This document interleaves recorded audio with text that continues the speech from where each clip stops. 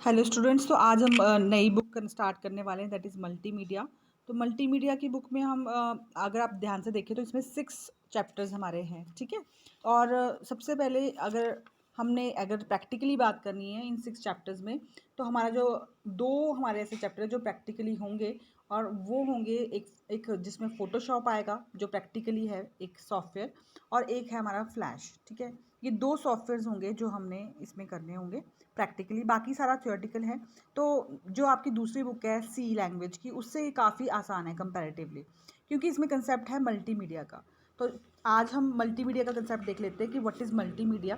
तो इसमें हमारा मेन जो आ रहे हैं वो है components of what is multimedia, components of multimedia, फिर मल्टीमीडिया डेवलपमेंट सिस्टम, फिर उसका नेक्स्ट कंसेप्ट है web and internet multimedia applications, ठीक है। तो ये कंसेप्ट हम आज डिस्कस करेंगे। तो सबसे पहले क्वेश्चन आता है कि मल्टीमीडिया होता क्या है, ठीक है। मल्टीमीडिया हमारा एक ऐसा कंसेप्ट है जो कहीं ना कहीं 3-4 चीज़ों को मिला के बनता है कम्बिनेशन से। That is multimedia is a combination of text, graphics and audio and video animations, ठीक है। मतलब टेक्स्ट जो नॉर्मल टेक्स्ट हम लिखते हैं, ग्राफिक्स मतलब पिक्चर्स, और ऑडियो क्या है हमारा, जो भी जैसे हम गाने वाला सुनते हैं, और वीडियो क्या है जिसमें हम कोई भी पिक्चर भी सुनते भी हैं और उसमें कोई एनिमेशन, कोई मूवमेंट भी होती है। एनिमेशंस क्या है, जैसे हम कोई गाड़ी चलती हुई देखते हैं या कोई भी हम मूवीज़ देख रहे हैं, तो वो सब एनिमेशंस के एग्जांपल हैं, ठीक है। तो मल्टीमीडिया बेसिकली क्या है, इट प्रेजेंट्स नॉन लीनियर और लीनियर, ये मतलब 2 टाइप की प्रेजेंटेशन है।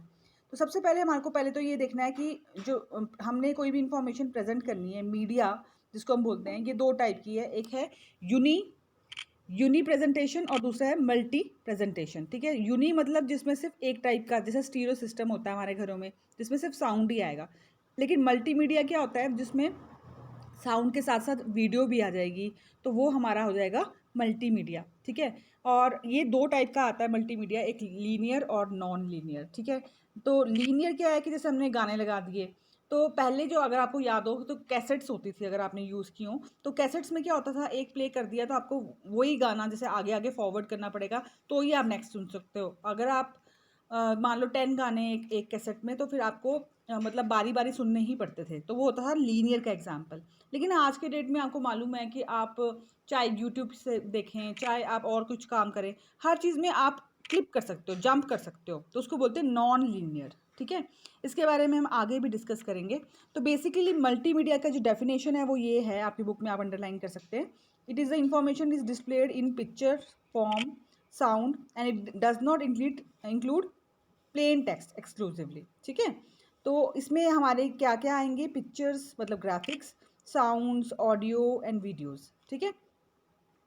तो ये सारे कंपोज करके हमारे क्या बन जाते हैं, मल्टीमीडिया, क्लियर।